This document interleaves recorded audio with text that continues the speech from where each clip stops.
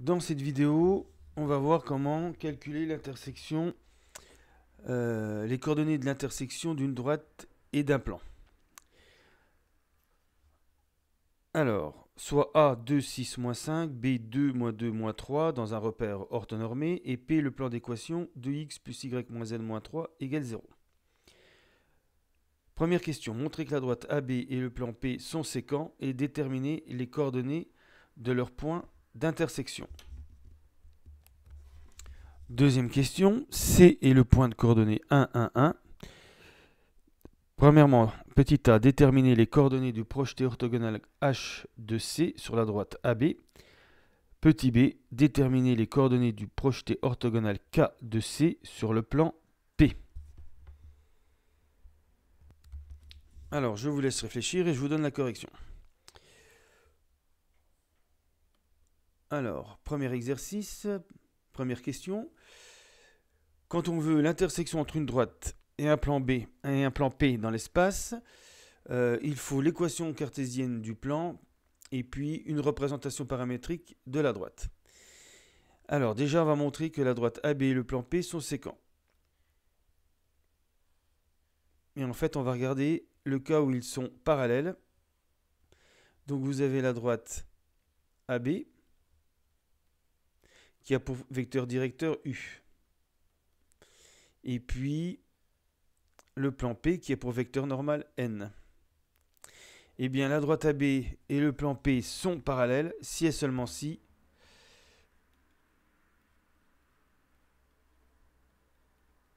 U et N sont orthogonaux. C'est-à-dire U scalaire N égale 0. Alors, comment trouver un vecteur normal du plan P? Simplement, en regardant son équation, on regarde les coefficients 2 devant x, 1 devant y, moins 1 devant z, et on a un vecteur normal. Ensuite, pour un vecteur directeur, on peut prendre AB pour le vecteur directeur de la droite. Donc AB, c'est 2, moins 2, 0, moins 2, moins 6, moins 8, 3, moins 3, moins 5, 2. Alors, je vais prendre plutôt 1,5 de AB. Tant que c'est collinéaire, c'est toujours un vecteur directeur. Donc 0, moins 4 et 1. Ensuite, on vérifie que U scalaire N est différent de 0. U scalaire N, ça fait 0 fois 2, 0. Moins 4 fois 1, moins 4. 1 par moins 1, ça donne moins 5. On utilise toujours la formule x, x' plus y, y' plus z, z'. Là, c'est différent de 0. Et donc, la droite et le plan ne sont pas parallèles. Donc, on a bien AB et P qui sont séquents.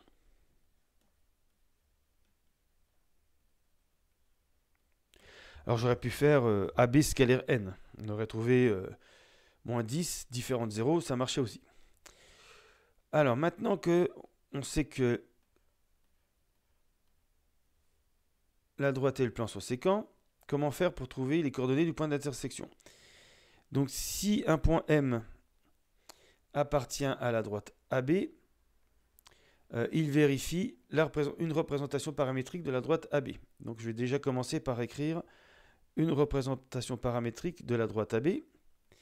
Donc, il faut prendre un point de départ, par exemple A. Alors, A, c'était 2, 6, moins 5.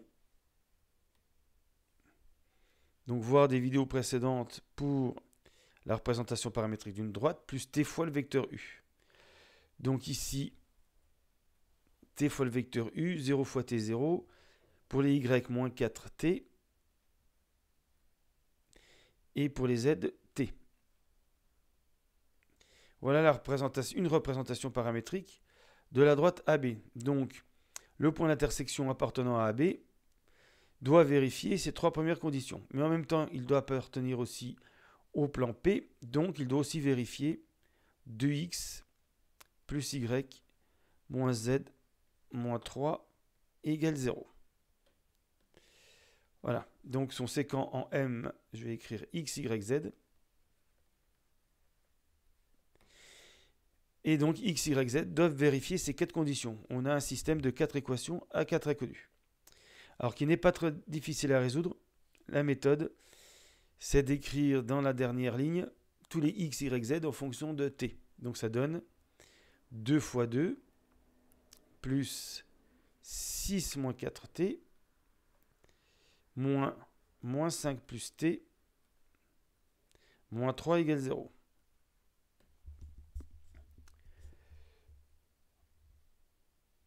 Ensuite, on simplifie, on trouve 12 moins 5t égale 0, ce qui donne t égale 12 cinquièmes. On remplace ici dans les 3 premières égalités, on va trouver x égale 2, y égale moins 18 cinquièmes, donc on fait 6 moins 4 fois 12 cinquièmes, et pour le z, on va trouver moins 5 plus 12 cinquièmes, ça fait moins 13 cinquièmes. Et donc les coordonnées du point M, intersection de la droite et du plan, ce sont 2, moins 18 cinquièmes et moins 13 cinquièmes. Voilà la méthode générale pour trouver l'intersection entre une droite et un plan. Alors, deuxième question. On reprend les mêmes points, A et B, le plan de x plus y moins z moins 3 égale 0. Et on a un point C de coordonnées 1, 1, 1. On voudrait les coordonnées du projeté orthogonal H de C sur la droite AB. Alors quand on a une droite et un point, comment on fait le projeté orthogonal du point sur la droite? Eh bien, il nous faut le seul plan perpendiculaire à la droite AB passant par C. Donc AB est perpendiculaire au plan et ce plan passe par C. On a un point d'intersection H qu'on appelle projeté orthogonal de C sur la droite AB. Alors, on pourrait penser qu'il nous faut l'équation du plan et une représentation paramétrique de la droite AB, mais on n'a même pas besoin d'avoir l'équation du plan. Il suffira de dire que H appartient à la droite AB et que, alors comme AB est perpendiculaire au plan, elle est orthogonale à toutes les droites du plan, en particulier, il suffira d'écrire que la droite AB doit être perpendiculaire à CH. Et ça suffira pour trouver les coordonnées de H. Alors, il nous faut de nouveau la représentation paramétrique de la droite AB. Donc, XH, c'est 2. YH est de la forme 6 moins 4t. Et ZH égale moins 5 plus t. J'ai repris la représentation paramétrique faite dans la question 1. Donc là, on retrouve ici les coordonnées de A, 2, 6, moins 5. Et puis là, on avait le vecteur U, 0, moins 4, 1, qui était un vecteur directeur de la droite AB. On aurait pu prendre le vecteur, comme tout à l'heure, AB. Alors, ça, c'est la condition une première condition sur H. Il doit appartenir à la droite AB. Mais en plus, CH scalaire AB doit faire 0. Ou CH scalaire U. C'est pareil. Donc j'ai besoin des coordonnées de CH. Donc c'est XH moins 1, YH moins 1, ZH moins 1, puisque C a pour coordonnées 1, 1, 1. Et je vais remplacer tout de suite en fonction de T. Ça fait 1, 2 moins 1, 6 moins 4T moins 1, ça fait 5 moins 4T. Et puis moins 6 plus T. Donc moins 5 plus T moins 1, moins 6 plus T pour le Z. Donc voilà les coordonnées de CH en fonction de T. J'ai besoin donc de U pour faire, je l'ai écrit ici, U, 0 moins 4, 1. Et maintenant, je vais dire que CH scalaire U égale 0. Voilà, puisque CH est orthogonal à AB.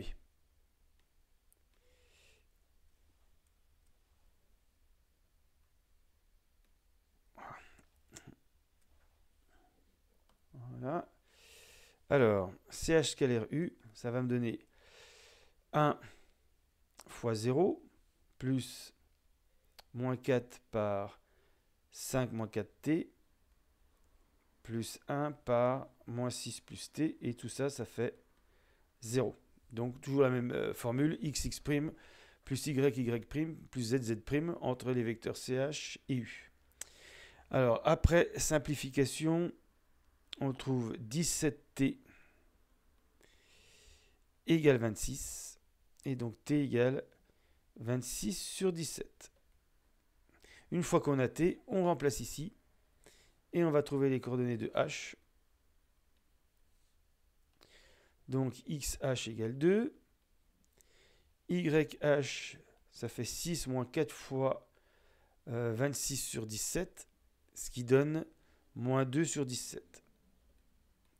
Et ZH, moins 5 plus T, moins 5 plus 26 sur 17, ça donne moins 59 sur 17. Donc voilà pour les coordonnées du point H. On passe à la dernière question. Donc cette fois-ci, c'est projeté orthogonal sur un plan. Donc on a le plan P. Le point C. Donc il faut tracer la perpendiculaire, la droite perpendiculaire au plan passant par C. Il y a une seule droite qui vérifie les deux conditions. Voilà. Et l'intersection entre ce plan, entre la droite et le plan, donne K. Et K, on appelle le projeté orthogonal de C sur le plan P. Alors, on va appeler D la droite justement qui passe par C, qui est perpendiculaire au plan P. Et donc, il va nous falloir une représentation paramétrique de cette droite. Parce que là, on va faire, comme dans la première question, on va faire l'intersection entre une droite et un plan. Alors, pour vecteur directeur, il suffit de prendre n, le vecteur normal qu'on a trouvé tout à l'heure de P, c'est-à-dire 2, 1, moins 1. Donc, à partir de l'équation du plan, on trouve facilement un vecteur normal. Et ce vecteur normal, ça va être un vecteur directeur de la droite D. Est un vecteur directeur de D.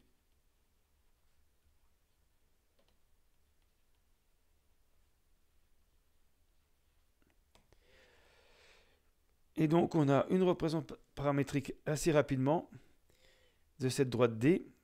Donc, elle passe par C. Donc, on va faire X, Y, Z. Elle passe par C. Donc, on va avoir 1, 1 et 1 pour les coordonnées, plus T fois les coordonnées de N. Donc, 2T plus T moins T. Et le point K, ici, doit appartenir à cette droite. Donc, il va vérifier aussi xk égale 1 plus 2t, yk égale 1 plus t, zk égale 1 moins t. Et puis k doit également appartenir au plan, donc ces coordonnées doivent vérifier l'équation de x plus y moins z moins 3 égale 0. Voilà, donc les coordonnées x, y, z de k doivent vérifier ce système. Donc c'est le même type de système qu'on a résolu dans la question 1. Donc, même méthode, on remplace x, y, z ici dans la troisième, dans la dernière équation, dans la quatrième, en fonction de t. Donc ça donne 2, 1 plus 2t, plus y, on remplace par 1 plus t, moins z, 1 moins t, moins 3, égale 0. Alors, ça fait 4t plus t plus t, 6t. Ensuite, 2 plus 1, 3, moins 1, 2, moins 3, moins 1, égale 0. On trouve t égale 1 sixième. Et on remplace ici, ce qui donne x égale 1 plus 2 sixièmes, 4 tiers, y égale 1 plus 1 sixième, 7 sixièmes. Et z égale 1 moins 1 sixième, 5 sixièmes. Et donc K a pour coordonnées 4 tiers, 7 sixièmes, 5 sixièmes.